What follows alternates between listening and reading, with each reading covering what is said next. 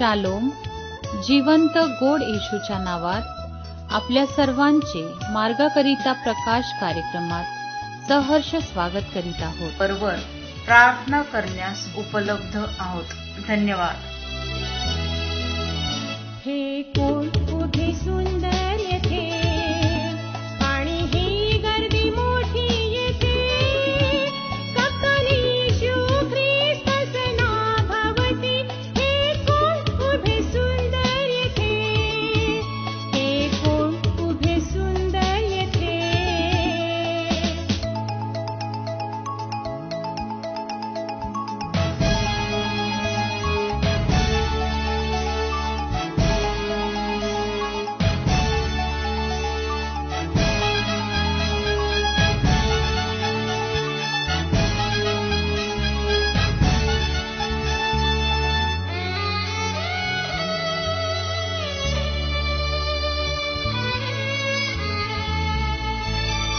एक मोहरा सो की दोन मोहरा, पाच मोहरा त्यांनी कामी आणल्या.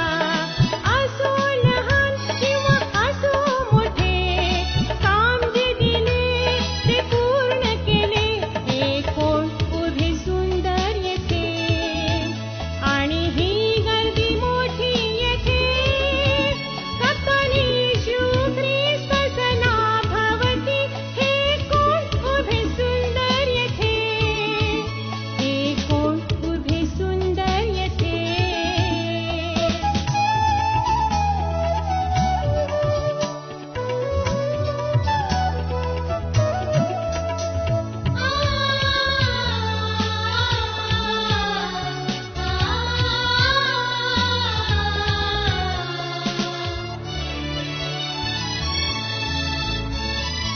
एकाकीपणात आणि त्रासामध्ये लाजरस समान स्थिर होते. उपाशी असो किंवा तृप्त असो, विश्वासामध्ये खंबीर होते. हे कोण उभे सुंदर येथे आणि ही गर्दी मोठी येथे कप्तान येशू ख्रिस्तस नाभावती. हे कोण उभे सुंदर येथे, हे कोण उभे सुंदर येथे. आजच्या मननाकरिता देवाचे वचन एजरा अध्याय 8 22 ते 23 ही वचने. एजरा अध्याय 8 22 ते 23 ही वचने. वाटेने शत्रूपासून आमचा बचाव व्हावा यासाठी राजापाशी शिपाई व घोडेस्वार यांची टोळी मागून घेण्याची मला लाज वाटली, कारण आम्ही राजास असे बोलून चुकलो होतो की आमच्या देवास शरण आलेल्या सर्वांवर त्याचा वरदहस्त असतो, पण जे त्याचा त्याग करीतात त्याचवर त्याचे बल व क्रोध ही प्रगट होतात. यास्तव आम्ही उपास करून आपल्या देवाची प्रार्थना केली, ती त्याने ऐकली. प्रभू परमेश्वर या वाचलेल्या वचनाद्वारे आपला आजचा दिवस आशीर्वादित करो. ख्रिस्त येशूच्या पवित्र नावात सलाम. आजच्या सकाळी आपण एजरा याचा 8वा अध्याय आणि त्याची 22 ते 23 वचनं वाचली. या पवित्र वचनांमध्ये विशेष करून एजराने जाहीर केलेलं होतं की अहवा नदी तीरी उपास करायचा. आणि आपण पाहतो की ज्यावेळेस ते वाटेने येत होते आणि शत्रूंपासून बचाव व्हावा यासाठी राजापासून घोडेस्वार मागून घेण्याची मला लाज वाटली, असं या ठिकाणी एजरा सांगत आहे. आणि विशेष करून तो म्हणतो की कारण आम्ही राजास असे बोलून चुकलो होतो की आमच्या देवास शरण आलेल्या सर्वांवर त्याचा वरदहस्त असतो. माझ्या प्रियांनो, पहा, एजराने राजाकडून सहाय्य न घेता उलट राजाला परमेश्वराविषयी सांगितलं की ज्या देवावर आम्ही विश्वास ठेवलेला आहे, ज्या देवाची आम्ही स्तुती भक्ती करतो, तो त्या देवाला जो कोणी शरण जातो त्या सर्वांवर परमेश्वराचा वरदहस्त असतो. आणि म्हणून त्याने ते घोडे किंवा घोडेस्वार घेण्यासाठी मनाई केली होती. आणि पुढे तो म्हणतो की पण जे त्याचा त्याग करीतात त्याचवर त्याचे बल व क्रोध ही प्रगट होतात. बघा, एज्राचा विश्वास पहा, जे त्याचा म्हणजे परमेश्वराचा त्याग करीतात त्या सर्वांवर परमेश्वराचा बल व क्रोध ही प्रगट होतात. आणि ह्या गोष्टीचा अनुभव एज्राला होता आणि म्हणून त्याने राजापासून कोणत्याही प्रकारचं सहाय्य मागितलं नाही. उलट तो परमेश्वरास सर्वस्व अर्पण करून परमेश्वराच्या सहाय्याची वाट बघत होता. आणि 23वं वचन सांगतं की यास्तव आम्ही उपवास करून आपल्या देवाची प्रार्थना केली, ती त्याने ऐकली. यास्तव आम्ही म्हणजे सर्व लोकांनी जी उपवास आणि प्रार्थना केली ती परमेश्वराने ऐकली.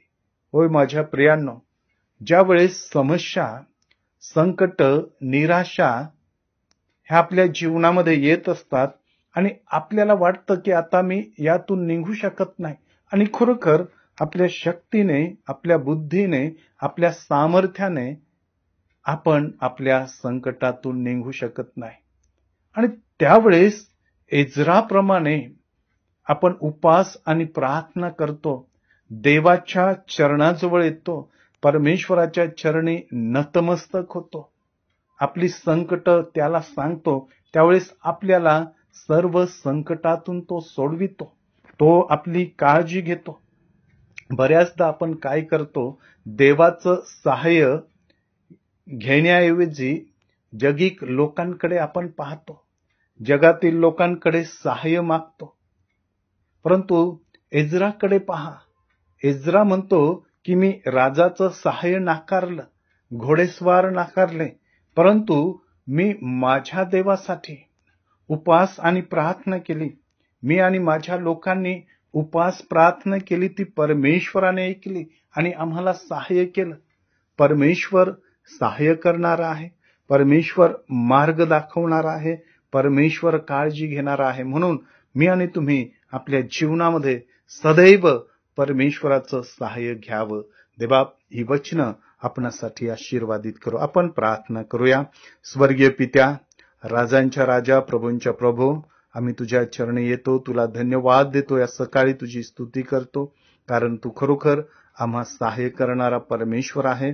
कारण तू कधी आम्हा सोडत नाही, टाकत नाही, तर सदा सर्वदा आमच्या बरोबर राहतो. येशूच्या नावात मागतो म्हणून तो ऐक. आमेन. उभे सुंदर येथे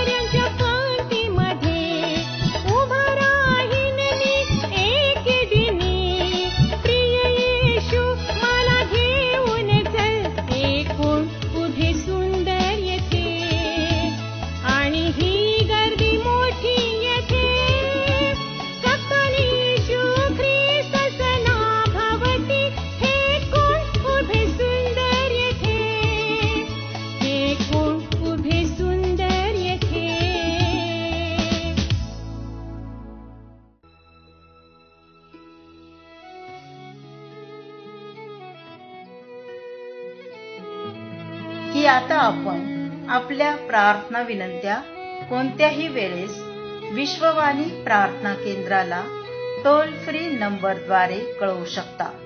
आमचा टोल फ्री नंबर 1-800-2700-333. आम्ही आपणासाठी या नंबरवर प्रार्थना करण्यास उपलब्ध आहोत.